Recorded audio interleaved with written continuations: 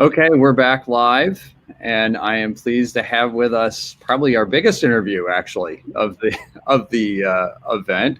We have with us three folks from TriCounty Action: Kimberly Campus, who's a self-sufficiency case manager; Autumn Carper, who is a self-sufficiency case manager; and Natasha Woods, who is the case management manager. There's a mouthful. So welcome to all of you. Thank you. Thank you for having us. Absolutely. So maybe, and I'm going to let whoever wants to go first. Tell us a little bit about what is TriCounty Action and what do you all do? Okay. As far as TriCounty Community Action, we are located in Cumberland, Dauphin, and Perry County. As far as Cumberland County, for our case management services, we want everyone to know that there is hope for the homeless. We can offer by helping our case management services and helping finding housing resources, landlord-tenant issues. We offer prep training, budget and financial education, and also employment and training skills through case management services. We are doing diaper drive-through services in all of our counties now. So we have a tentative date for that in August 28th. That is from 4 to 6 at the New Life Community Church in Carlisle, and registration is required. What is prep training? So that's to get them prepared to rent. So it's prepared renters. Natasha. So PREP is Prepared Renter Education Program. Yeah. It's a curriculum kind of similar to a first-time homebuyers class, but it's more for first-time renters or folks who have had issues with renting in the past. They talk a lot about how to do a lease, what to look for when you're getting an apartment or a house, how to work with a landlord, what it really takes to, first of all, obtain and also maintain housing. Okay, and how many folks do you all work with? Ooh, a lot. Within our case management client base, we can have 25 up to 30 on our caseload, but we also do what's called information and referral. So if folks come in, either come into our office or call us, contact us anyway, we can work with them through referral base, any kind of information that they need, we're open. And how do people come to you? I mean, do people just call you? They're experiencing homelessness? Is it by referral? How does that work? All of the above. So pretty much as of right now, due to COVID, our offices are physically closed to the public. But with that, they can call us. They can email our staff. On our website, there is a place where they can fill out if they need services, or just leave us a note at the door as well. We've had some that put little Post-it notes on the door and just ask to call. So, any way that a person can get a hold of us, all of our information is on our website at TriCounty Community Action. Just Google it, we'll reach out to them. And referral. So if there are any agencies that are working with someone who is homeless, they're more than welcome to give us a referral. And in the midst of the pandemics going on, have you seen a shift from pre-pandemic to during the pandemic as far as the different types of services that people need? I'll leave that to Autumn. I have seen an increase in phone calls. Individuals that did not need services before are now reaching out to receive services or find out what they may qualify for. So I personally, as far as Cumberland County, have seen an increase in all of the above, and especially for the homeless population at this time, it's a little bit more difficult just to finagle everything as far as finding housing, for them, just because of the differences in whether individuals are showing the houses or, along those lines. So there are some barriers, but there's always a way to get over those barriers. Just takes it, step by step and day by day. So I have seen an increase, especially in individuals that didn't need services before, that are now reaching out and saying, what can we qualify for? What can we do to better our situation right now? Yeah, and I can imagine the challenges.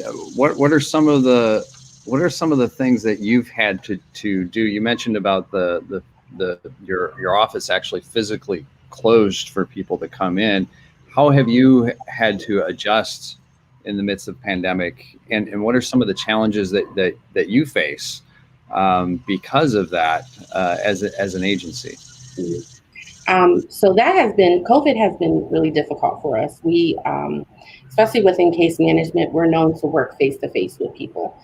So to do the distance work has been a little difficult. But we've been trying to do some virtual meetings, a lot of phone calls. Just trying as hard as we can, if we do have to meet someone in the community, to do it socially distancing. But we're making it work right now. What some of the things that we're really finding are just, it's hard to help people look for housing because landlords can't necessarily show apartments right now, and just really, doing that one-on-one work that we normally do for our clients. It has been a little challenging.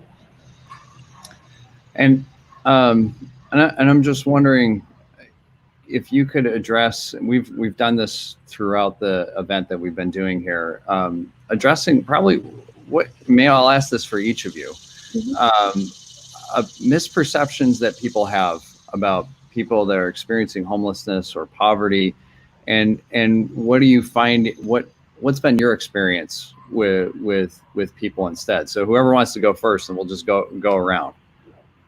I'll say for me, the misconception, and this is throughout all of our blueprint of Dauphin, Perry, and Cumberland, is that people are being lazy and they don't want to do the work behind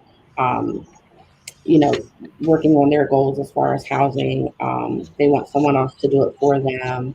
But people are really trying. And that's what, with all of the barriers that we've been, having over especially the last 3 or 4 months, people are really trying. And I just hear over and over again about how, people are just wanting handouts, and that is truly not the case.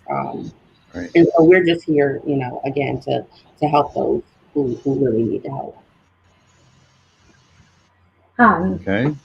I will add to that it's not something that just happens to certain people.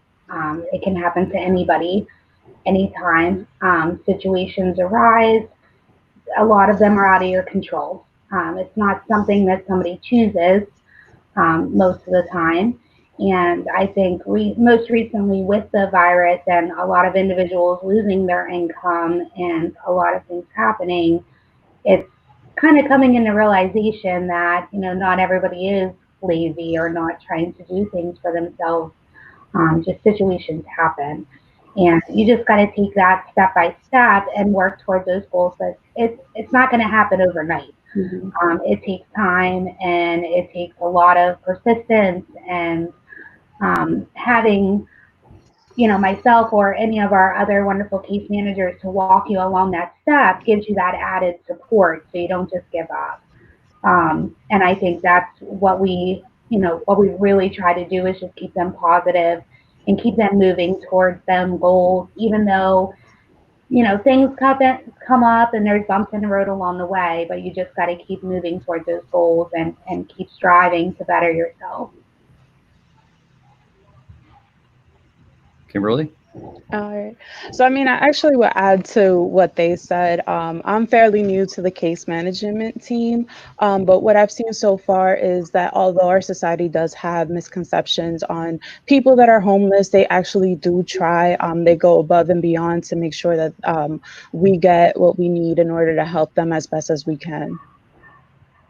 Yeah, one of the things that we talked about here before the interview too was this idea that people think that people who are homeless are all alone always, and in fact, there's a community because you need community in order to survive. And so people share with each other, they help each other out. Our church has been engaged in working at Truck Stop Ministries, and we've definitely seen that that sense of community, people sharing. You know, I've got this problem here, and people they know better as far as the resources than we do, and so we're often learning from the folks that we're working with as far as where to go and whatnot. I wanted to ask you about the evictions moratorium. Because that's extended until August 21st, and then, you know, who knows? Do you have thoughts on that? I mean, are you all kind of trying to prepare for that train that's going to come barreling through, or the tsunami of evictions that are going to start taking place over the next several months once that's through? What are you doing about that? Sure. So, yeah, we're definitely watching it. I'm thankful that the governor did push it back a little bit, but you know, we're preparing through one, you know, teaching folks how to budget, helping them find extra income, whether that's through the subsidies or employment. You know, we're also helping them work with their landlords, and that's the biggest piece is communication. You know, talking to your landlord, letting them know what's going on, and hopefully, you know, being able to work out a plan through that. There's also, you know, the PHFA CARES monies that we're definitely, you know, sharing with our folks in the communities as far as that assistance and other rental assistance type of programming. But you know, it is about not only catching up, but also again that maintaining. So what comes after, you know, the moratorium is over? You may get assistance. What happens after that point? Are you able to maintain your housing? So that's really what we're helping folks with. So if people want to be supportive of what you're all doing, what's the best way that they can do that? I would say, first of all, look at our website, you know, see what we're really all about. All of our information throughout our 3 counties are on our website.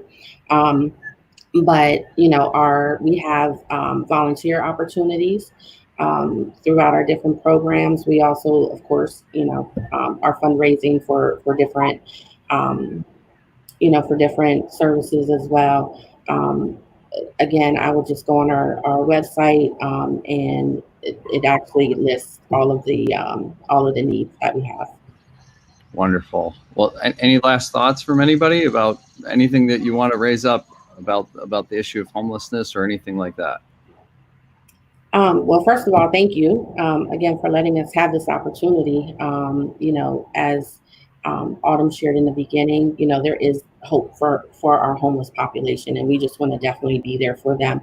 I do just want to share our 2 locations for Cumberland County. Autumn is in our Shippensburg office, which she covers Carlisle to Shippensburg, and then Kim is in our Enola office, and she covers from Carlisle to the West Shore.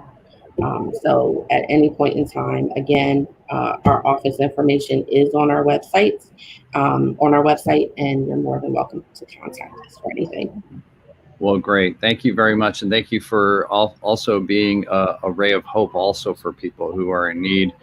It's wonderful. And I just thank you for the work that you're doing. So thank you very much. I appreciate you being on, and we're going to take a little break. All right. Thank you. Thank you.